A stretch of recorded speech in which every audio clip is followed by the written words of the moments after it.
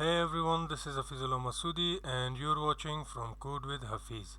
I welcome you to the 11th video of this series where we will discuss a CSS float property and CSS inline block value. So first of all, we have the CSS float property, which specifies how an element should float, and we have the CSS clear property, which specifies what elements can float beside the cleared element and on which side. Now the float property is used for positioning and formatting the content.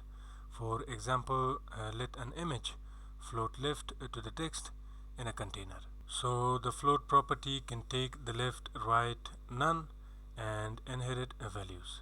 So let's show you some examples. Now first of all, let's create an h1. So in here let's say float property, and next up let's create a paragraph and let's put some lorem ipsum. So first let's press enter and let's also wrap the text, and now let's create an image. So I will create it inside another paragraph. So let's create a paragraph and let's put our image, and for the source let's go to images slash and let's load a pineapple.jpg, and for the alt attribute let's say image, and after the image what I want to do is load some or create some more lorem ipsum, and for the image let's give it some styling also. So let's say width, and I want this one to be 170px, and let's also declare a height. So let's say 170px for this one too, and let's give it some margin. So let's make it margin left, and for this one let's say 15px. Now if we save this and get back to the browser, let's refresh. So you can see now this is all of the content without any floating. So let's float this image to the right. So in our styles tag in the head section, let's say img curly braces and let's say float and let's say right. So if you save this now, refresh the browser, now you can see the image has been floated to the right and our content has moved to the top. So if we float it to the left, let's get back to Visual Studio Code, and now this time let's say left, and if we refresh now you can see the image has been floated to the left. And if we declare the float none, so like this, now it will have no floating. So if we refresh, this is as the default value that we didn't have declared the floating property. Now normally the div elements will be displayed on top of each other. However, if we use the float property, we can let elements float next to each other. So to show you some examples, let's get back to Visual Studio Code. What I will do is first let's remove the styling from here, and let's also remove these paragraphs. Well, let's leave the h1, and what I will do is create a div here.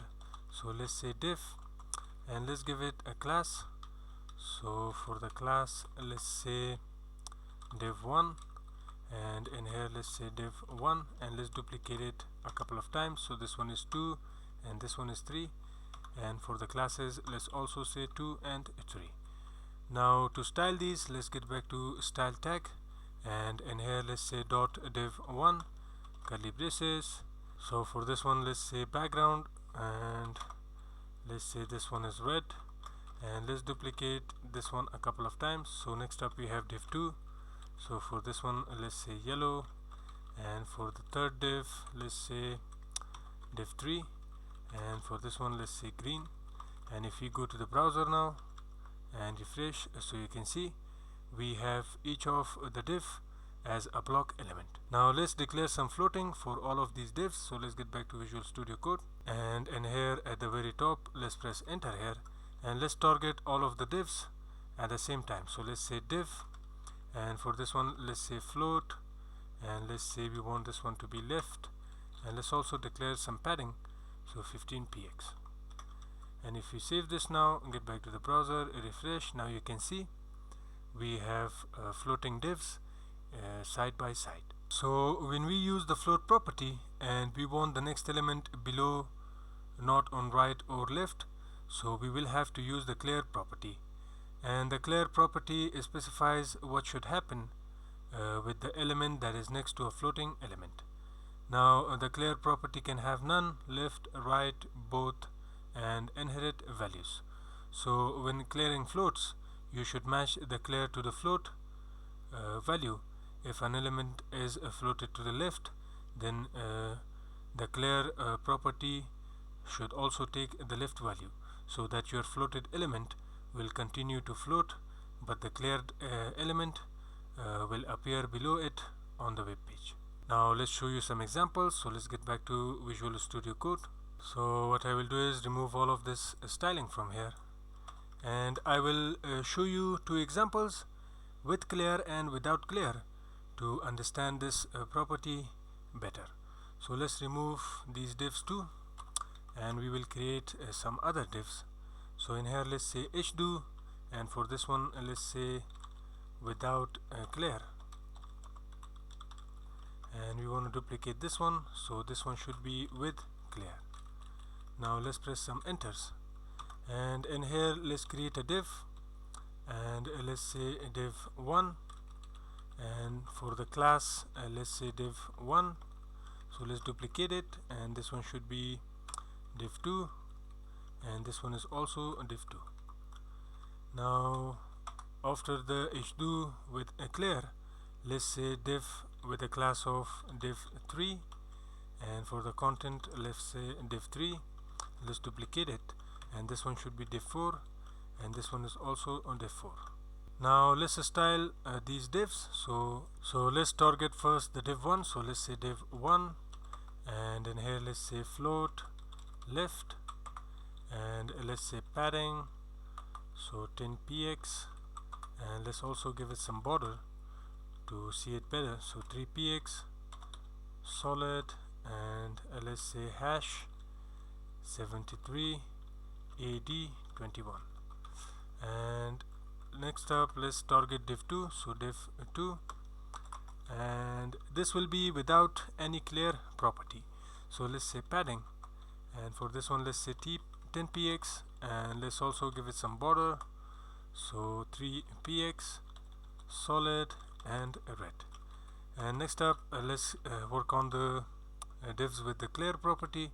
So let's say dot div 3, and let's say curly braces, and let's first declare the float, so left, and then we have some padding, so 10px, and let's also declare the border, so let's say 3px solid, and let's say in green, and let's also declare some styling for the div 4, so dot div 4 and curly braces, and let's say padding 10px, and let's also declare some border, so let's say 3px solid red, and let's also declare the clear property. So we want to clear as we did for the float, which is left, so in here the clear property should also take left. So if we get back to the browser now and refresh, so you can see this is without the clear property, and you can see it is overlapping the other div, and this one is with the clear property, so you can see this is the floating div, and now we have cleared the left of this floating div. So now we have cleared the left of this other div, and it is not floating with this other div. Now we have the clear fix hack. So if a floated element is taller than the containing element, it will overflow outside of its container. So we can then add a clear fix hack to solve this problem. So to show you some examples, let's get back to Visual Studio Code, and let's first of all remove all of this code, and we will write some other code. So let's create a paragraph first, and in here let's put some lorem ipsum, and after the paragraph let's press enter and create a div, and in here let's create an image. So for the source let's go to images and pineapple.jpg, and for the alt let's say image, and let's also give it some width, so width 170 and height 170. And let's also put some lorem here, so lorem ipsum. And next up, let's create another one. So let's duplicate this div, and we have the same image and the same content. So after the div, let's create an h2 also. So let's say h2, and let's give it some styling. So let's say style, and let's say clear right. And for the content, let's say width clear fix. And let's also create some paragraph here, and for this one let's say lorem ipsum. So we are clearing the right of this h2, which will be this paragraph and the other content. So for this div, let's declare a class, and let's say clear fix. And now we can customize this in the style tag. So let's go to our style tag, and in here let's target first of all the div, and let's declare some border for it. So let's say 3px and a solid, and then hash for CAF50, and let's also give it some padding of 5px. And next up, let's say dot image1. So let's also declare some classes for the images. So for this one, let's say a class image1, and the next one is image2. So for this one, let's paste it, and let's say image2. Now in here, let's say dot img1, and let's say float, and we want this one to be right.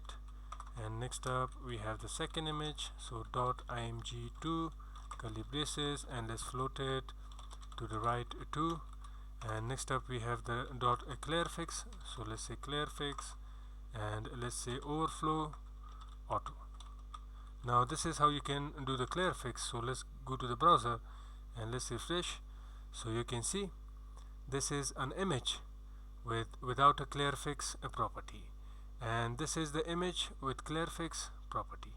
So I hope you understand this, because you can see that the image and this content is both inside this green bordered div, but you can see that the image is overflowing the div, but in here we are clear fixing it, so the content all is fit in the div. So this div is taking all the possible area for its content, including the text and the image. So the overflow auto clear fix works well as long as you're able to keep control of your margins and padding, else you might seek scroll bars, and the more new and modern way of clear fix hack is safer to use. So let's show you this one also. So we don't need to do anything else, we just need to customize our clear fix class a little bit. So instead of overflow auto, now what we can do is declare the content of the div, so empty content, and then we can clear both, and after clearing both we can display table. We need to add a pseudo element too, and that is adding in here, so we can say colon colon after, and now it is complete. So this is the modern way to do the clear fix, and if we refresh now, you can see it's still the same. Now you will learn more about the after pseudo element later in this course. So for now, this is how you can use the clear fix hack. Now next up, we have the CSS layout display inline block value. So compared to the display inline value, the major difference is that the inline block allows you to set a width and height on the element, and also the top and bottom margins are respected, but with display inline they are not. And compared to the display block value, the major difference is that display inline block does not add a line break after the element, so the element can sit next to other elements. Now let's show you some examples. So let's get back to Visual Studio Code, and let me remove all of this code from here now. So let's remove these one too. Now to better understand this, we will work on all the three values for the display property, which is inline, inline block, and block value. So what I will do is, in here let's first of all create an h1, and let's say the display property, and after that let's create an h2. So let's say display inline, and let's give it a div. So let's create a div here, and let's put some lorem ipsum. And what I will do is, in here let's create some span tags. So let's say span, and for this one let's say example, and let's create another one too. So for this one let's also give it a class, so class A, and let's copy this and paste it again, so this one will be B. Now next up, let's duplicate all of this code. So I will duplicate it 2 times. Now the next one is for the inline block, so let's say inline block here, and this one is for the block, and instead of A in here let's say B, and for the next span let's say D, or let's name it same guys. So for this one let's say class A and A, and for this one let's say B and B, and for this one let's say C and C. So to not get confused, now we have spans with the class of A, B and C. Now let's design it in our style stack. So let's scroll to the top, and in here let's first of all design the A.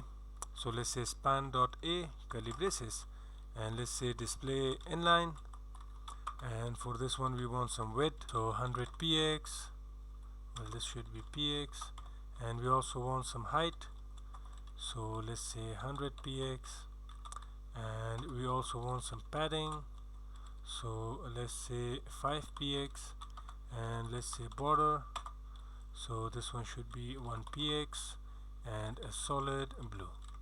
And next up let's also declare some background color, so yellow. Now what we can do is copy this for all of the other spans, because we will do the same, but the only thing will be changed is the display value. So for this one let's say inline block, and for this one let's say block. So if we save this now and get back to the browser and refresh, well, we didn't change the classes, so let's change them. So in here we have B, and in here we have C. So if we save this now, get back to the browser, refresh, and now you can see this is the inline, so it is not taking the height and the width and nothing else. And this is the inline block, so it is taking the height and the width also. And this is the block property, so it is block not inlined, but it can take the height and the width properties. So to show you some more examples, now let's use the inline block to create navigation links. So let's get back to Visual Studio Code, and what I will do is remove this styling from here. So this was to show you how it works. Now we don't need it anymore, so let's remove this these divs with the h2s also, and let's leave the h1. Now in here what I will do is create a unordered list, so let's say ul, and for this one let's declare a class, so it will be nav, and let's create some list items and an anchor tag. So in here let's say hash, and for this one let's say home, let's duplicate it a couple of times. So for this one let's say about, and for this one let's say our clients, so our clients, and this one let's say contact, and that's all.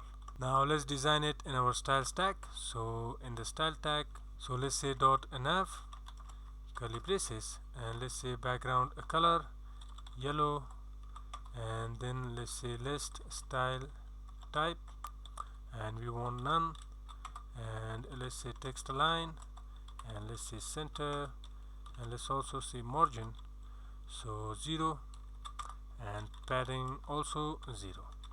And next up we have the LIs, so let's say dot nav li and curly braces, and let's say display inline block, and then we can declare some font size, so let's say 20 px, and we also want some padding for it, so let's say 20 px. So if we save this and refresh the browser now, so now you can see we have some nice navigation links. So this was all about this video, and I hope you enjoyed watching the video and found it useful. If so, don't forget to give the thumbs up and a nice comment too. And if you are new to this channel, don't forget to subscribe too if you want more videos like this. So thanks for watching. See ya in the next video.